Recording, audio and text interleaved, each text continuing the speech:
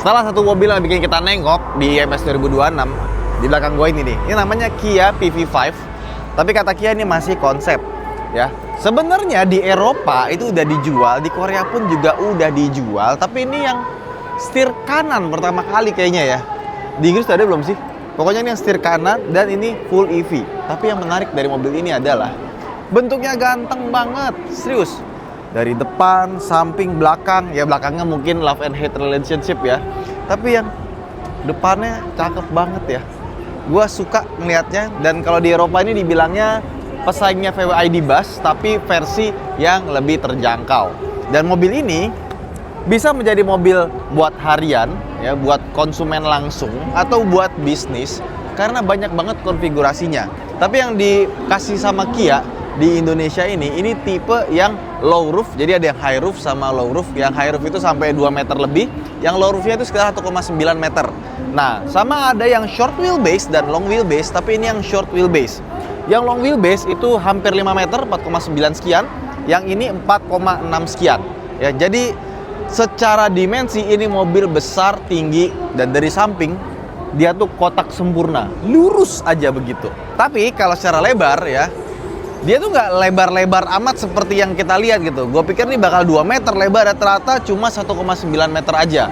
Ya sebenarnya itu lebar banget, lebih lebar 50 mm dibanding Alphard. Tapi karena mobil-mobil Cina itu sekarang lebar-lebar sekali, kayak Jetour yang 2 meter, ini 1,9 tuh jadi rasanya oke lah.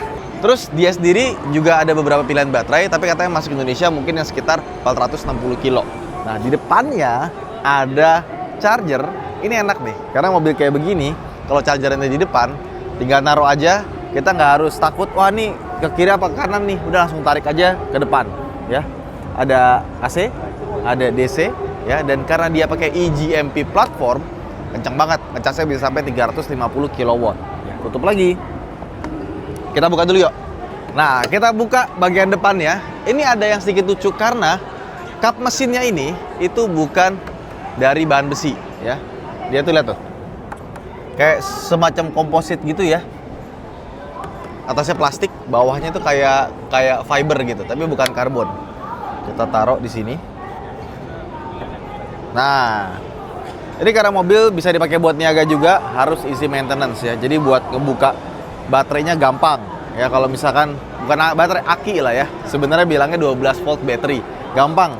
Kalau misalkan soak tinggal dibuka, set, pasang lagi. Nggak perlu buka-buka depan bumper depannya tuh kayak mobil apa gitu ya. Dan lihat dong, ini buat washernya gede banget loh. Segini kotaknya. Coolant-nya ada di sini, sama buat minyak rem juga ada di depan. Jadi kalau mau kita maintenance itu gampang. Terus juga kalau misalkan depannya macet, gimana cara bukanya? Nah, ini ada tuas, nih, tinggal ditarik aja, nanti depannya bisa kebuka gitu. Ini ditaruh sini sama dia. Depannya ini semuanya nggak ada yang besi. Tapi tenang aja, di dalamnya pasti ada front impact beam ya, jadi buat menyerap benturan ya. Bukan berarti pakai nggak ada besinya terus jadi nggak aman, enggak.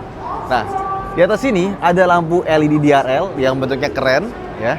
Dan dia bisa berubah jadi lampu sen. Lampu utamanya di mana? Ngumpet dia. Ada di sini. Jadi kalau nyalain lampu utama, itu ada di bagian bawah sini ya. Dan high beam-nya itu yang paling tengah nih. Jadi dia benar-benar ngumpet ya. Coba pas jalan tuh keren gitu. Nah, di bawahnya dia ada ventilasi yang bisa dibuka. Jadi kalau dia butuh angin tambahan, dia akan kebuka.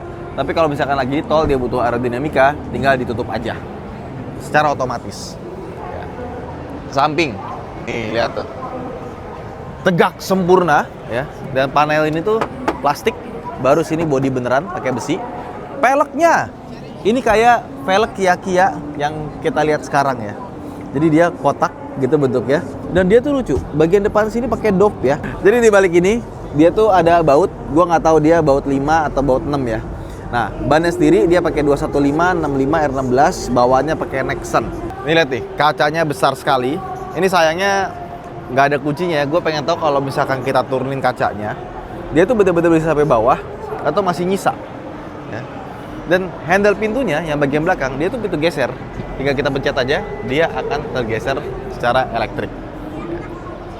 Dan seperti yang gue bilang tadi, ada yang versi blind fan, ada yang versi seperti ini, dan ada juga yang tanpa pakai elektrik. Cuma kita nggak tahu mana yang akan masuk ke Indonesia ya.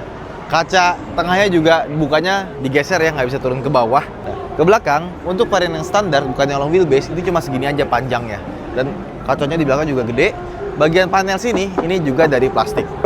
Nah, kalau kalian pengen lihat ya, ini mobil nih. Nah, ini dia. Ada yang versi chassis only, seperti ini ya. Itu juga kalau kita lihat nih ya, kayaknya yang long wheelbase ini, itu yang sebelah kanan sini deh. Karena dia pintunya lebih panjang, dan peleknya juga beda. Nah, terus bagian belakangnya, jadi ya kotak rata seperti ini ya. Cuma ketolong sama desain belakangnya ini yang bagus ya, rapi ya. Jadi futuristisnya itu tetap dapat ya. Kacanya gede sekali ya, ada logo Kia, defogger ya, ada high mounted stop lampnya sama ada wipernya. Nah, kita buka, sudah pakai elektrik ya. Gede sekali. Jadi kalau misalkan mau buka pintu belakang itu harus butuh space yang panjang ya. Tapi bibir bagasinya itu pendek. Jadi kalau kita mau masukin barang itu gampang, nggak usah tinggi-tinggi ya. Bisa duduk. Bumpernya pun juga ada aksen silver di bagian bawahnya sini ya. Wah, ini gede banget sih. Ya. Ada yang 7 seater juga, tapi kebetulan yang dipajang ini yang 5 seater. Gede banget. Terus dia ada separasinya, tonneau cover. Ini juga tonneau covernya panjang banget ya. Sama dia tuh lucu. Dia bisa disambungin ke kursi depan. Jadi tonneau covernya itu benar-benar bisa nutup. Taruh sini, sama di sini nih. Langsung ketutup. Jadi benar-benar bisa ketutup ya. Dan bisa dilepas juga. Lepasnya tinggal ditarik dari kiri kanan. Nah, udah. Kurang lebih kayak gitu. Gede banget. Cocok nih buat kalian yang punya usaha. Kalau gue ngeliatnya nih ya, kalau kalian punya passion sama bisnis gitu ya, kalian seneng bawa barang, presentasi ke orang gitu, butuh mobil yang gede. Tapi sebenarnya uang kalian tuh bukan masalah gitu, udah banyak banget. Daripada nganggur ya, mendingan gua kerja pakai mobil ini. Cakep soalnya. Soalnya kalau kita lihat harga VW ID Buzz itu 1,5 miliar, ini kan di bawahnya ID Buzz.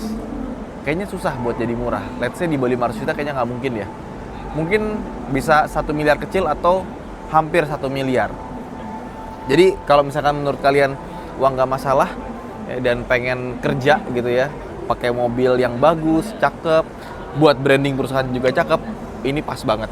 Cuma masalahnya seberapa banyak orang yang kayak gitu. Nah, storage-nya juga, wih, tambah lagi gede banget di sini. Atau ini bisa jadi camper van, cakep tuh, camper van dari Kia PV5. Nah, ada storage lagi, kanan kiri, wah gede sekali ini ya.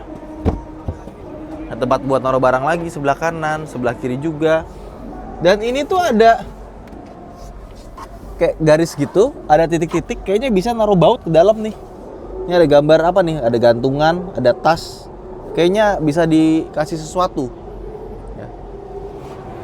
Yuk, sekarang kita ke bangku baris 2 aja. Ya, masuknya ternyata nggak terlalu tinggi ya. Gue pikir bakal tinggi banget. Tutup lagi. Ada tombol di bagian sini. Jadi kalau misalkan kita jauh ya, pencet aja yang di sini.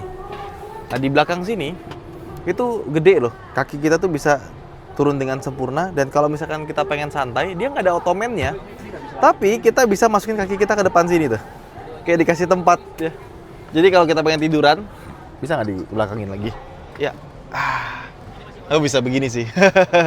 Cuma tetap aja untuk mobil mungkin harganya kayak begini ya, tetap rasanya kayak mobil barang sih. Nah, kita naikin lagi, tegakin ya. Tapi sebagai mobil barang, menurut gua ini tuh fitur-fiturnya dimaksimalin semua, sama desainnya cakep ya. Interiornya juga menurut gua nih, door trimnya dia rata begini aja, tapi di bagian situ ada pattern kotak-kotaknya ya. Kacanya besar, dan buat ngebukanya itu kita ada handle, kita tarik dulu seperti ini. Oke. Baru bisa kebuka. Terus juga buat buka pintu ada dari sini, tombol di sini, buat masuknya ada pegangannya gede ya. Pegangannya juga dari karet nih, gue pikir bakal dari plastik keras ya. Kabel USB, ada USB-C di bagian kursi kiri kanan, tempat penyimpanan di belakang, dan ada separatornya di sini karena gede banget ya. Nah, ini ada buat naruh aksesoris lagi ya. Sama AC-nya ada di bawah sini ya. Nah, ini juga nih lucu nih, ada colokan 220 volt, 250 volt malah AC, 16 ampere. Ya, kursinya nggak ada armrestnya, kulitnya bagus ya. Dia juga di tengah sini ada seat belt ya. Atasnya plafon warna abu-abu muda. Kemudian ada lampunya di sini, kapasitif juga. Warnanya dia LED, putihnya tuh nggak langsung putih banget ya, agak kekuningan sedikit. Sekarang kita ke depan. Biasanya kalau kita mau bahas depan, langsung kita dari kiri ya. Kameranya kita di sebelah kanan. Tapi kali ini beda. Gue pengen liatin dari sebelah kanan dulu karena ada banyak yang bisa kita bahas di sini. Kita buka pintunya ya. Oke.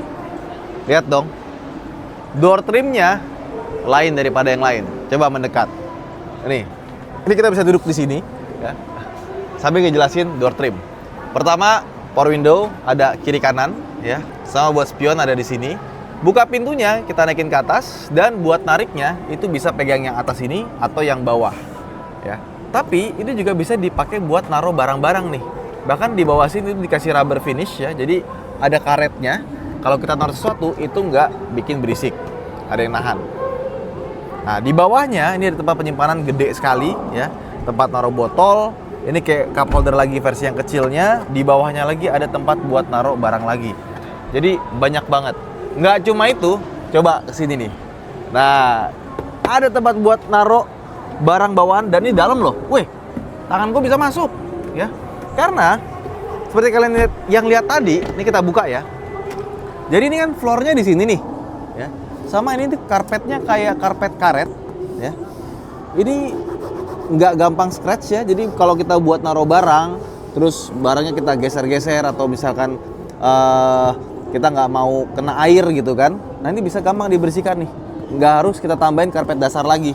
Nah ini kan dia naik ke atas ini ya, nah pas bagian atasnya itu dia flooringnya itu lebih tinggi dibandingkan dengan bagian belakang, karena di bawah sini itu ada beberapa komponen listriknya dan ada storage tambahan. Sama nih, ini lucu nih, ada storage lagi ke sini nih. Jadi kita buka, ada storage ya yang bisa buat kita naruh sesuatu di bagian sini. Dan ini nggak cuma sebelah kanan doang, sebelah kirinya juga ada. Jadi ini mobil pinter banget ya. Dan karena dia cukup tinggi di bagian atas ini, kita dapat posisi yang lebih commanding ya. Terus juga nggak perlu pakai tiang lagi dia, langsung kita ke atas. Masuknya 2 step sambil dipegang ya. Finishingnya juga rubber, karet. Udah elektrik dan ada lambar supportnya di bagian sininya ya. Nah ini posisi yang pas buat kita sama dia. Nah, udah tilt dan telescopic steering. Ini kalau kita perhatiin, ya, pas duduk, jarak antara setir sama pintu sebelah kanan tuh jauh loh. Tuh lihat deh. Coba sinian. Tuh lihat deh. Jarak dari sini AC kayak space-nya banyak tuh. Ya, jadi dia kayak agak digeser ke tengah si setirnya ini. Nah, di atas juga dia ada tempat penyimpanan ya. Oke. Ini kayaknya agak loyo karena masih konsep ya. Karena tadinya harusnya dia setir kiri tuh. Nah ini ada bawahnya tempat buat naruh barang, garis-garis juga, sama ada buat naruh aksesoris di sini nih. Ada tempat buat naruh bautnya lagi.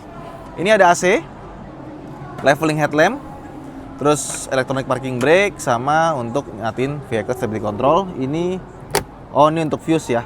Ini sepertinya ada fuse yang dicopot ya, biar klakson kali.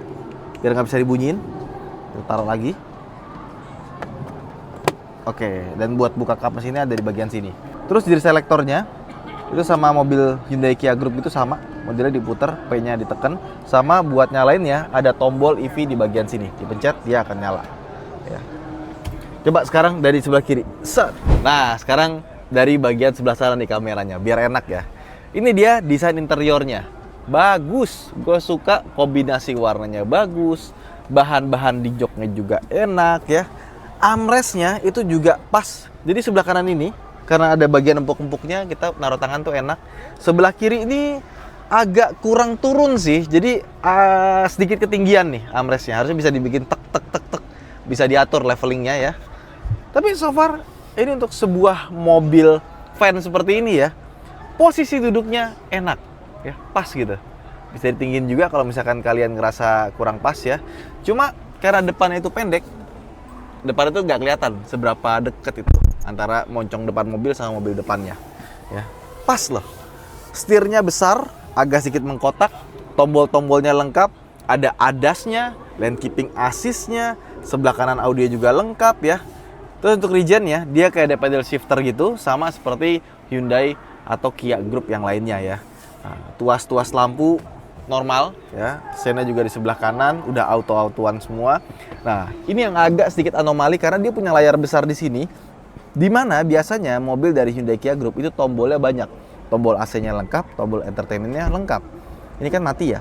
Jadi tombol-tombol di bawah sini itu cuma begitu aja gitu. Ini untuk power back door, untuk kamera 360-nya ya, parking sensor, auto hold, power door-nya bisa kita matiin, sama sliding door kiri kanan dari sini. Ya, USB-C semua kiri kanan sampai 100 watt loh, gede banget. Pencet ini, nah 12 volt ya, sama untuk wireless charging di bagian bawah, dan ada storage lagi. Nah, ini sih terlalu, kalau kalian naik mobil ini masih kekurangan storage ya kalau menurut gua ya. Jadi tombol buat audio, buat AC, semuanya ada di layar. Ini tidak seperti Kia atau Hyundai yang gua kenal, di mana mereka tuh biasanya ngasih perfect balance antara tombol sama layar gitu. Terus di tengahnya sini ada cup holder, ada tempat nyimpan lagi ya. Di tengahnya juga bagian sini tuh gede ya. Ini yang sama nih, ada colokan listrik. Dan untuk armrest cuma untuk sebelah kanan doang ya. Kalau sebelah kirinya dikasih armrest lagi, harusnya cakep sih ya. Glove box yang cukup besar, dan di sini ada ini nih, bisa buat matiin passenger airbag ya. Jadi kalau kita naruh barang atau bawa anak gitu ya, kita matiin bisa dari situ ininya, airbagnya. Oke, ke atas ada lampu ya, ada kaca besar. Langsung otomatis mati ya. Mekanismenya emang lucu. Deng. Nah, bagian tengahnya sini dia ada lampu ya.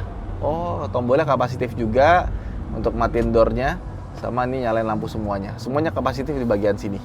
Spionnya dia sudah elektrokromatik ya. Desainnya juga lucu. Cakep ya? Ini kebayang sih kalau jadi camper van ya. Sebagai driver kita tuh enjoy karena dia full spec ya. Desainnya lucu, dan pastinya harus yang long wheelbase. Cakep tuh. Jadi itu dia Kia PV5, semoga cepat masuk Indonesia dan harganya terjangkau ya. Karena ini mobil sih kalau bisa di bawah 500 juta, which is kayaknya nggak mungkin ya. Cakep sih, nggak sabar gitu. Ada yang mau branding ya, mobil buat delivery, atau bos-bos mau bawa mobil buat pakai sendiri ya. Keren sih. Ide modifikasinya udah kelihatan gitu. Jadi ya gitulah, gemesin lah. Nah, buat teman-teman, sampaikan opini kalian tentang Kia PV5 ini di komen di bawah ya. Saya Zanif, sampai jumpa di vlog berikutnya. Bye-bye.